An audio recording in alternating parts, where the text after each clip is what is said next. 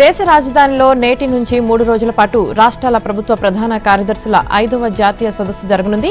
ఢిల్లీలోని విజ్ఞాన భవన్ వేదికగా జరిగే ఈ సదస్సుకు ప్రధానమంత్రి నరేంద్ర మోదీ అధ్యక్షత వహిస్తారు. ఈ కార్యక్రమానికి తెలంగాణ, ఆంధ్రప్రదేశ్తో సహా అన్ని రాష్ట్రాల ప్రభుత్వ ప్రధాన కార్యదర్శులతో పాటు కేంద్రపాలిత ప్రాంతాల ప్రతినిధులు పాల్గొంటారు. వీరితో పాటు పాలనలో కీలక పాత్ర పోషించే కేంద్ర, రాష్ట్ర ప్రభుత్వ ఉన్నతాధికారులు హాజరవుతారు. వికసిత్ భారత్ 2047 లక్ష్యాలను సాధించడానికి కేంద్ర, రాష్ట్ర ప్రభుత్వాలు సమన్వయంతో పనిచేసేలా దిశానిర్దేశం చేయడానికి ఈ సదస్సును కేంద్ర ప్రభుత్వం నిర్వహిస్తుంది. ప్రభుత్వ పథకాల అమలు తీరును, భవిష్యత్తు సవాళ్లను ఉమ్మడిగా ఎదుర్కోవడానికి కేంద్రం ఏటా ఈ సదస్సు జరుపుతుంది.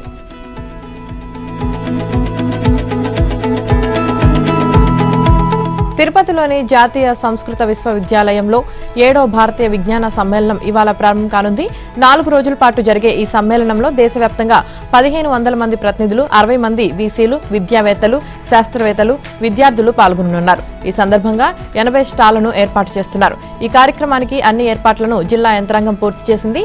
శాస్త్ర, సాంకేతిక అధ్యయనానికి ఇంగ్లీష్ మాత్రమే కాదు, భారతీయ భాషలు కూడా ఉపయోగపడగలవని ఈ సమ్మేళనం చాటి చెప్పనుంది. మన దేశ వారసత్వ సంపద ఘనతని చాటి చెప్పే లక్ష్యంతో ఈ సమ్మేళనం నిర్వహించనున్నారు. తొలి రోజు సమావేశంలో పాల్గొనేందుకు ఇప్పటికే ఆర్ఎస్ఎస్ చీఫ్ మోహన్ భగవత్ తిరుపతికి చేరుకున్నారు. ప్రారంభ సభకు అతిథిగా సీఎం చంద్రబాబు హాజరు కానున్నారు. ఉండవల్లి నివాసం నుంచి ప్రత్యేక హెలికాప్టర్లో బయలుదేరి తిరుపతిలోని ఎస్వి వ్యవసాయ కళాశాలలోని హెలిప్యాడ్ కు ముఖ్యమంత్రి చేరుకుంటారు. 10 గంటలకు భారతీయ విజ్ఞాన సమ్మేళనాన్ని ప్రారంభిస్తారు. మధ్యాహ్నం 1 గంటకు జిల్లా పోలీస్ కార్యాలయాన్ని ప్రారంభించనున్నారు. విధ్వంస పాలనతో ఏపీని అంధకారంలోకి నెట్టిన వాళ్లు మళ్లీ తాము అధికారంలోకి వస్తే కాలేజీలు కట్టే వారిని జైల్లో పెడతామని హెచ్చరిస్తుండడం చూస్తే దేనికి సంకేతమో ప్రజలు ఆలోచించాలని సీఎం చంద్రబాబు కోరారు. పబ్లిక్ ప్రైవేట్ పార్ట్నర్షిప్ విధానంతో దేశ ప్రగతి సాధ్యమని మాజీ ప్రధాని వాజ్పేయి నమ్మారని తెలిపారు. నాడు మౌలిక వసతులు, ప్రాజెక్టుల నిర్మాణంతో సంపద సృష్టికి నాంది పలికారని గుర్తు చేశారు. పీపీపీ విధానంలో రాష్ట్రంలో మెడికల్ కాలేజీలు నిర్మించి కొన్నేళ్ల తర్వాత ప్రభుత్వానికి అప్పగించే వారిని జైల్లో పెడతానంటారా? అభివృద్ధి పనులు చేసేవారిని జైల్లో పెట్టడం సరైన పద్ధతేనా అని మాజీ సీఎం జగన్ పై మండిపడ్డారు. అమరావతి వెంకటపాలెంలో నిర్వహించిన సుపరిపాలన సభలో సీఎం చంద్రబాబు మాట్లాడారు. ఆంధ్రప్రదేశ్ను దేశంలో అగ్రభాగాన, అమరావతిని ప్రపంచం మెచ్చే రాజధానిగా తీర్చిదిద్దే యజ్ఞం చేస్తున్నామని సీఎం అన్నారు. కేంద్రం సహకారంతో రాజధాని నిర్మాణం వేగంగా చేపడుతున్నామన్నారు. కొత్త సంవత్సరంలో గేర్ మార్చి మరింత స్పీడ్ పెంచుతాం, ప్రపంచ స్థాయి రాజధాని పూర్తి చేస్తామని చంద్రబాబు ధీమా వ్యక్తం చేశారు. రాజధాని, పోలవరం, విశాఖ స్టీల్ ప్లాంట్, జాతీయ రహదారులు, ఇతర అభివృద్ధిలో ప్రధాని ఆంధ్రప్రదేశ్కు పూర్తిగా సహకరిస్తున్నారని అన్నారు.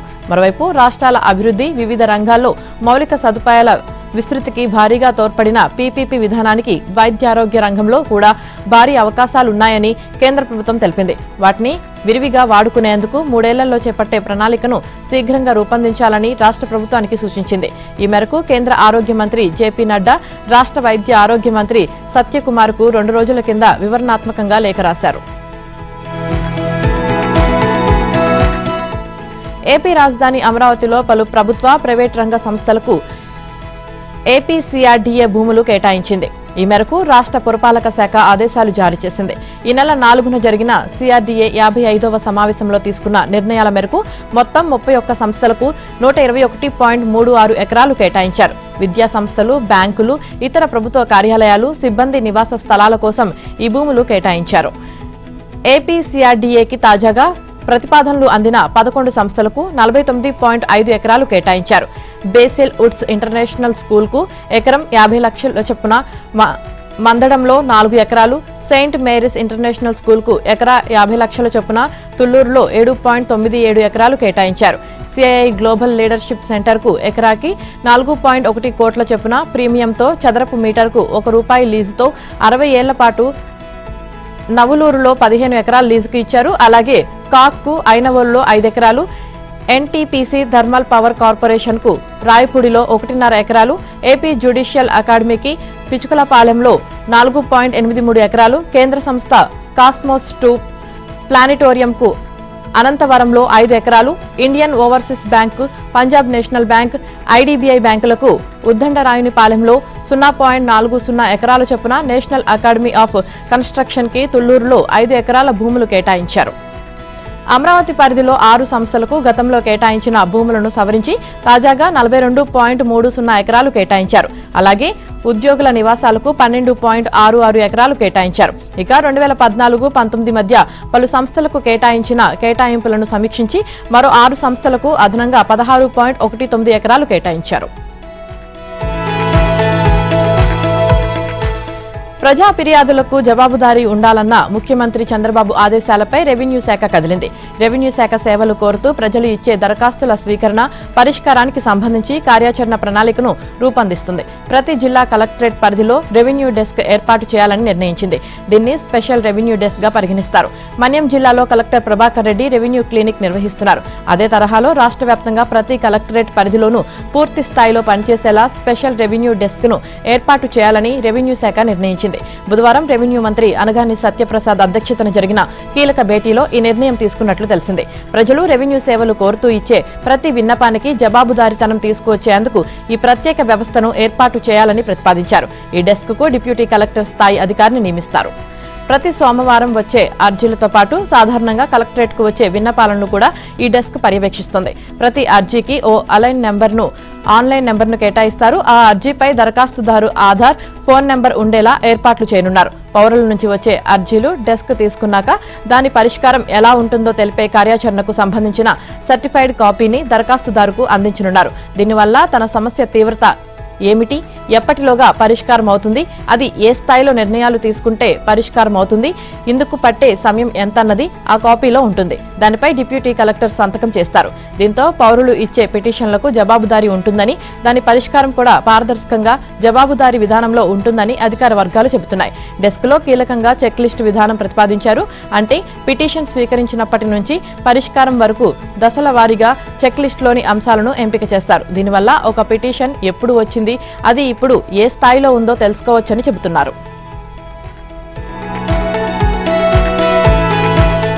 జీహెచ్ఎంసీ డీలిమిటేషన్ కు సంబంధించి తుది నోటిఫికేషన్ ను ప్రభుత్వం విడుదల చేసింది.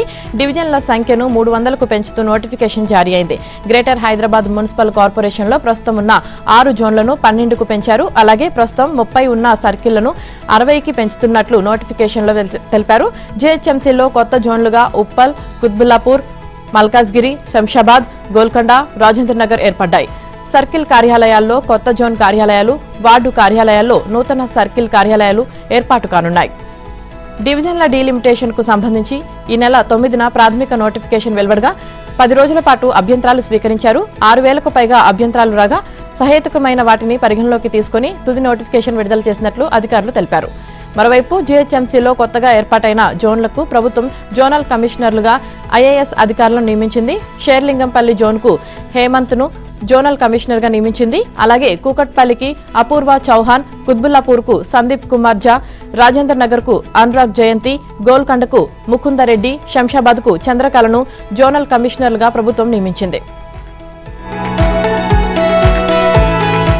శివారు మున్సిపాలిటీలు, కార్పొరేషన్ల విలీనంతో అతిపెద్ద నగరంగా మారిన గ్రేటర్ హైదరాబాద్ అభివృద్ధి కోసం రాష్ట్ర ప్రభుత్వం ప్రత్యేకంగా అధికారిని నియమించింది. రాష్ట్ర మెట్రోపాలిటన్ పట్టణాభివృద్ధి శాఖలో ప్రత్యేకంగా హైదరాబాద్ మెట్రోపాలిటన్ అభివృద్ధి సంస్థ పరిధికి సంబంధించి ప్రత్యేక ప్రధాన కార్యదర్శి జయేష్ రంజన్ కు బాధ్యతలు అప్పగించింది. ఈ మేరకు గురువారం బదిలీ ఉత్తర్వులు జారీ చేసింది. ప్రస్తుతం యువజన, క్రీడలు, పర్యాటక శాఖ ప్రత్యేక ప్రధాన కార్యదర్శిగా ఆయన నిర్వహిస్తున్న అదనపు బాధ్యతలు కొనసాగుతాయని తెలిపింది. ఇక ఇప్పటి వరకు జయేష్ రంజన్ నిర్వర్తించిన పరిశ్రమలు, పెట్టుబడుల శాఖలను ప్రభుత్వ ప్రధాన కార్యదర్శి కె రామకృష్ణారావు పూర్తి స్థాయి అదనపు బాధ్యతలు అప్పగించింది. ఆయనతో పాటు గురువారం రాష్ట్ర వ్యాప్తంగా మొత్తం 24 మంది ఐఏఎస్లను ప్రభుత్వం బదిలీ చేసింది. యాసంగి రైతు భరోసా సాయం పంపిణీకి రాష్ట్ర ప్రభుత్వం ఏర్పాట్లు చేస్తోంది. గత వానాకాలం సీజన్లో 9 రోజుల్లోనే సుమారు 9,000 కోట్ల నిధులను రైతుల ఖాతాల్లో జమ చేసి రికార్డు సృష్టించిన రాష్ట్ర ప్రభుత్వం ఇప్పుడు అదే తరహాలో పంపిణీ చేసేందుకు సిద్ధమవుతుంది. డిసెంబర్ నెలలో కొన్ని జిల్లాల్లో యాసంగి సాగు ప్రారంభమైన జనవరిలో రాష్ట్ర వ్యాప్తంగా సాగు ముమ్మరం కానుంది. ఈ క్రమంలో సరైన సమయంలో సాగు ఖర్చులకు పనికొచ్చేందుకు వీలుగా సంక్రాంతి కానుకగా పెట్టుబడి సాయం అందించాలని భావిస్తోంది. రైతు భరోసా పథకం కోసం ప్రభుత్వం రాష్ట్ర బడ్జెట్లో 18,000 కోట్లు కేటాయించింది. రాష్ట్ర వ్యాప్తంగా 1.5 ఎకరాల మేర వ్యవసాయ భూములుండగా 2 పంటలకు కలిపి ఎకరానికి 12,000 రూపాయల చొప్పున అందజేయనుంది. వానాకాలం సీజన్లో 69.40 లక్షల మంది రైతులకు 8,744 కోట్ల రూపాయలు పంపిణీ చేసింది. ఇప్పుడు యాసంగిలోనూ కాస్త అటు ఇటుగా ఇదే స్థాయిలో నిధులు అవసరమని అధికారులు అంచనా వేస్తున్నారు. ప్రభుత్వం నుంచి ప్రకటన వెలువడి ఆర్థిక శాఖకు ఆదేశాలు రాగానే చెల్లింపులు ప్రారంభించేలా కసరత్తు చేస్తున్నారు.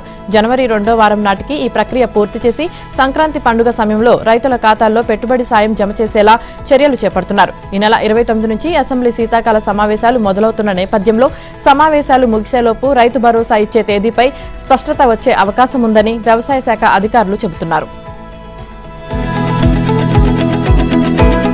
ఫోన్ ట్యాపింగ్ కేసు విచారణ తుది అంకానికి చేరింది.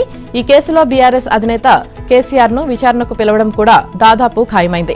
ప్రభాకర్ రావు చివరి రోజు విచారణలో అతని కుమారుడితో పాటు గతంలో ఎమ్మెల్యేల కొనుగోళ్ల వ్యవహారంలో అరెస్టైన నందకుమార్ ను కూడా పిలిచి విచారించడంతో కేసీఆర్ కు నోటీసులిచ్చే అంశాన్ని సిట్ ఖరారు చేసినట్లేనని చెబుతున్నారు. తన ఫోన్ ను ట్యాప్ చేసి ఆ ఆడియోలను నాటి సీఎం కేసీఆర్ బహిర్గతం చేశారని నందకుమార్ సిట్ అధికారులకు తెలిపారు.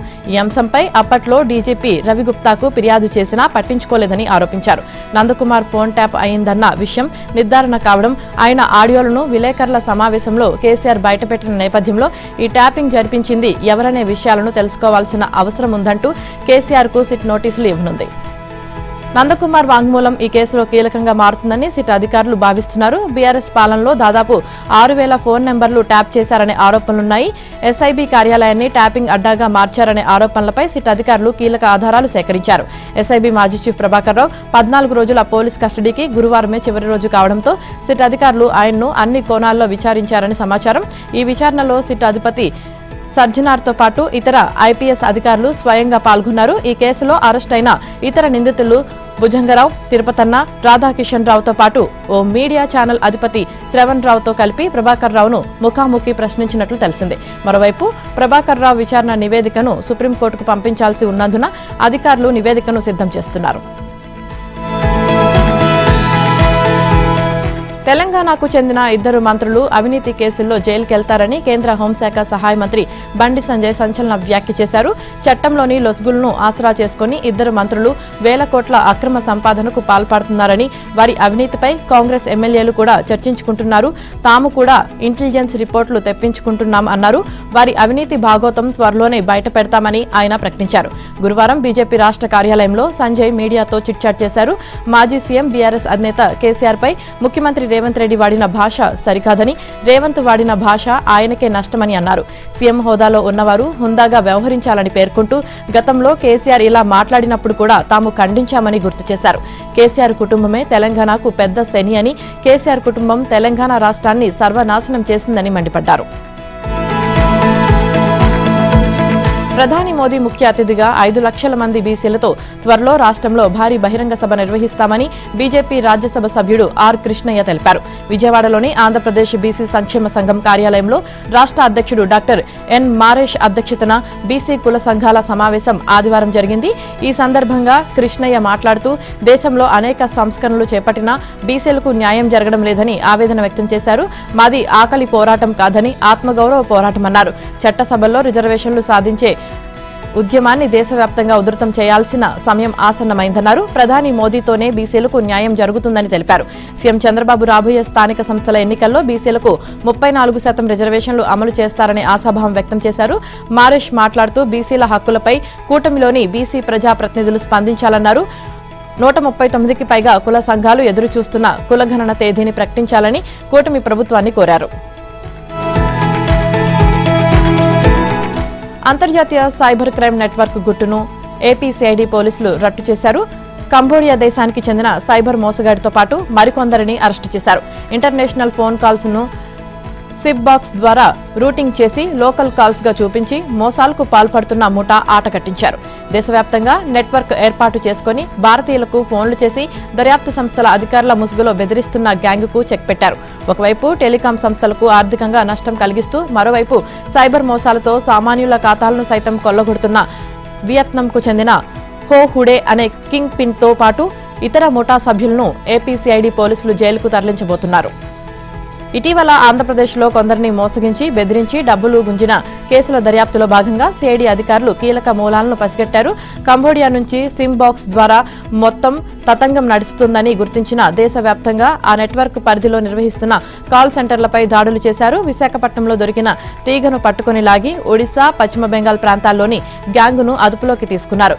డైరెక్టరేట్ ఆఫ్ టెలికమ్యూనికేషన్స్ సహకారంతో సైబర్ నేరగాళ్లతో పాటు వారికి సహకరిస్తున్న బ్యాంకర్లను సైతం గుర్తించారు. అంతర్జాతీయ సైబర్ నెట్వర్క్పై పెద్ద దెబ్బ కొట్టిన ఏసీసీఐడి పోలీసులు ఇవాళ పూర్తి వివరాలు తిరుమల క్షేత్రం భక్త జనసంద్రమైంది. వరుస సెలవులు రావడంతో ఏడుకొండలవాడి దర్శనార్థం పోటెత్తారు భక్తులు. కిలోమీటర్ల మేర క్యూలైన్లు బారులు తీరాయి. అలిపిరి, శ్రీవారి మెట్టు నడక మార్గాలతో పాటు వాహనాల్లో వచ్చే భక్తులతో కొండపై రద్దీ అసాధారణంగా పెరిగింది. వైకుంఠం క్యూ కాంప్లెక్స్లోని కంపార్ట్మెంట్లు అన్ని నిండిపోయాయి.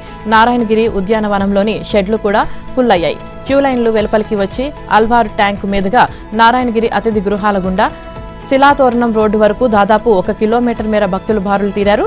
అనూహ్యంగా పెరిగిన ఈ రద్దీ వల్ల స్వామివారి సర్వదర్శనానికి 24 గంటలకు పైగా సమయం పడుతుంది. ఇక టోకెన్ ఉన్న భక్తులకు ప్రత్యేక ప్రవేశ దర్శనం వారికి 5 గంటల సమయం పడుతుంది. క్యూలైన్లో గంటల తరబడి వేచి ఉన్న భక్తులకు ఎటువంటి ఇబ్బందులు తలెత్తకుండా టీటీడీ సిబ్బంది నిరంతరాయంగా తాగునీరు, అన్నప్రసాదాలు పంపిణీ చేస్తున్నారు. అయితే రద్దీ నియంత్రణలో భాగంగా సాయంత్రం 6 గంటల తర్వాత క్యూలైన్లోకి భక్తులను అనుమతించడం తాత్కాలికంగా నిలిపివేసిన టీటీడీ తిరిగి ఉదయం 6 గంటల నుంచే అనుమతిస్తామని ప్రకటించింది. మరోవైపు తిరుపతిలోని టోకెన్ల జారీ కేంద్రాల వద్ద కూడా పరిస్థితి ఆందోళనకరంగా ఉంది. శ్రీనివాసం, విష్ణు నివాసం, భూదేవి కాంప్లెక్స్ వద్ద వేలాదిగా భక్తులు గుమికూడారు. భూదేవి కాంప్లెక్స్ వద్ద రద్దీ పెరగడంతో భక్తులు క్యూలైన్లోకి చొచ్చుకు వెళ్లేందుకు ప్రయత్నించారు. ఈ క్రమంలో స్వల్ప తోపులాట సంభవించింది. వెంటనే రంగంలోకి దిగిన పోలీసులు, టీటీడీ భద్రతా సిబ్బంది భక్తులను సమన్వయపరిచి పరిస్థితిని అదుపులోకి తెచ్చారు. కేవలం దర్శనమే కాదు, తిరుమలలో వసతి గదుల కోసం కూడా భక్తులు నిరీక్షణ తప్పడం లేదు. సిఆర్ఓ, ఎంబీసీ, పద్మావతి రిసెప్షన్ కౌంటర్ల వద్ద భక్తులు భారీగా వేచి ఉన్నారు. గదులు ఖాళీ లేకపోవడంతో టీటీడీ కొత్తగా గదులను కేటాయించలేకపోతోంది. దీంతో చేసేదేమీ లేక చంటి బిడ్డలు, వృద్ధులతో వచ్చిన భక్తులు రోడ్లపై, పార్కుల్లోనే సేద తీరుతున్నారు. రాత్రివేళ చలి తీవ్రత ఎక్కువగా ఉండటంతో భక్తులు నానా అవస్థలు పడుతున్నారు. రద్దీ దృష్ట్యా టీటీడీ ఇప్పటికే వీఐపీ బ్రేక్ దర్శనాలను రద్దు చేసి సామాన్య భక్తులకు ప్రాధాన్యత ఇస్తోంది.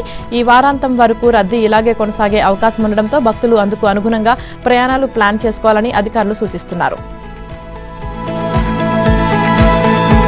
తెలంగాణలో పలు ప్రాంతాల్లో చలి తీవ్రత కొనసాగుతుంది. కొమరంభీం, ఆసిఫాబాద్ జిల్లా తిర్యాని మండలంలోని గిన్నెధరిలో గురువారం 6.9 డిగ్రీల అత్యల్ప ఉష్ణోగ్రత నమోదైంది. సిర్పూర్లో 7, కెరమెరులో 8.7 డిగ్రీల ఉష్ణోగ్రతలు నమోదయ్యాయి. ఇటు హైదరాబాద్ నగరవాసులు చలితో గజగజలాడుతున్నారు. తెల్లవారుజామున ప్రధాన రహదారులను మంచు కప్పేయడంతో వాహనదారులు ప్రయాణాలు ప్రమాదకరంగా మారుతున్నాయి. నిన్న తెల్లవారుజామున షేర్లింగంపల్లిలో అత్యల్పంగా 9.8, మల్కాజ్గిరిలో 10.3 డిగ్రీల కనిష్ట ఉష్ణోగ్రతలు నమోదయ్యాయి. సాయంత్రం 6 గంటల నుంచి ఉదయం 9 గంటల వరకు చలిగాలుల తీవ్రత కొనసాగుతుంది. గత 10 ఏళ్లలో ఈ తరహా కనిష్ట ఉష్ణోగ్రతలు డిసెంబర్లో నమోదు కాలేదని అధికారులు చెబుతున్నారు. సాధారణం కంటే 4 నుంచి 6 డిగ్రీల అత్యల్ప ఉష్ణోగ్రతలు నమోదవుతున్నాయి. మరో 2 రోజుల పాటు అక్కడికక్కడ కనిష్ట ఉష్ణోగ్రతలు సాధారణం కంటే 3 నుంచి 4 డిగ్రీలు తక్కువగా నమోదయ్యే అవకాశాలున్నాయని బేగంపేట వాతావరణ శాఖ అధికారులు తెలిపారు. రాబోయే 2 రోజుల పాటు ప్రధానంగా ఆకాశం నిర్మలంగా ఉండి సాయంత్రం, రాత్రి పాక్షికంగా మేఘావృతమవుతుందని, ఉదయం వేళల్లో పొగమంచు కురిసే అవకాశం ఉంటుందన్నారు. ఉపరితల గాలులు గంటకు 4 నుంచి 6 కిలోమీటర్ల వేగంతో ఈశాన్య దిశ నుంచి వీచే అవకాశాలున్నాయన్నారు. 10 రోజులుగా గ్రేటర్లో నమోదవుతున్న అత్యల్ప ఉష్ణోగ్రతలతో నగరవాసులను అనారోగ్య సమస్యలు వెంటాడుతున్నాయి. తెల్లవారుజామున నమోదవుతున్న 8 నుంచి 10 డిగ్రీల ఉష్ణోగ్రతలు చలిగాలులతో చిన్నారులు, సీనియర్ సిటిజన్లు ఇబ్బందులు పడుతున్నారు. వాతావరణంలో వచ్చిన మార్పులతో వైరల్ ఫీవర్ల బారిన పడుతున్న వారి సంఖ్య భారీగా పెరుగుతుందని వైద్యులు చెబుతున్నారు. గురువారం షేర్లింగంపల్లిలో 9.8 డిగ్రీలు, మల్కాజ్గిరిలో 10.3, రాజేంద్రనగర్లో 11, అల్వాల్లో 11.1, చందానగర్లో 11.3, కుత్బుల్లాపూర్లో 11.3, సికింద్రాబాద్లో 11.4, గాజుల రామారంలో 11.7 డిగ్రీల ఉష్ణోగ్రతలు నమోదయ్యాయి. స్వాతంత్ర్యం వచ్చాక కాంగ్రెస్ ప్రభుత్వాలన్నీ ఒక్క కుటుంబాన్ని మాత్రమే కీర్తిస్తూ మిగతా జాతీయ నాయకులను విమర్శించాయని ప్రధాని మోదీ విమర్శించారు. ఘనతలన్నీ ఒక్క కుటుంబాలకే ఆపాదించారనే విషయం ఎవరూ మర్చిపోవద్దని ఆయన నెహ్రూ కుటుంబాన్ని ఉద్దేశించి విమర్శలు గుప్పించారు. ఉత్తరప్రదేశ్ రాజధాని లక్నోలోని రాష్ట్ర ప్రేరణా స్థల్లో మాజీ ప్రధాని వాజ్పేయి 101వ జయంతి సందర్భంగా 65 అడుగుల కాంస్య విగ్రహాన్ని మోదీ ఆవిష్కరించారు. ఇదే చోట శ్యామ ప్రసాద్ ముఖర్జీ, పండిట్ దీన్ దయాళ్ ఉపాధ్యాయ విగ్రహాలను కూడా ప్రధాని ఆవిష్కరించారు. 98,000 అడుగుల విస్తీర్ణంలో కమలం ఆకారంలో నిర్మించిన మ్యూజియాన్ని కూడా ప్రారంభించారు. వాజ్పేయి ప్రాతినిధ్యం వహించిన ఉత్తరప్రదేశ్ ప్రస్తుతం రక్షణ ఉత్పత్తుల తయారీలో ప్రపంచ ప్రఖ్యాతి గాంచబోతుందన్నారు. గత ఎన్డీఏ ప్రభుత్వాల సుపరిపాలనను మరింత ముందుకు తీసుకువెళ్తున్నామని చెప్పారు. ఈ కార్యక్రమంలో రక్షణ మంత్రి రాజ్నాథ్ సింగ్, గవర్నర్ ఆనందీబెన్ పటేల్, సీఎం యోగి ఆదిత్యనాథ్ తదితరులు పాల్గొన్నారు. రైల్వే శాఖ కొత్తగా ప్రతిపాదించిన ఛార్జీల పెంపు నేటి నుంచి అమల్లోకి రానుంది.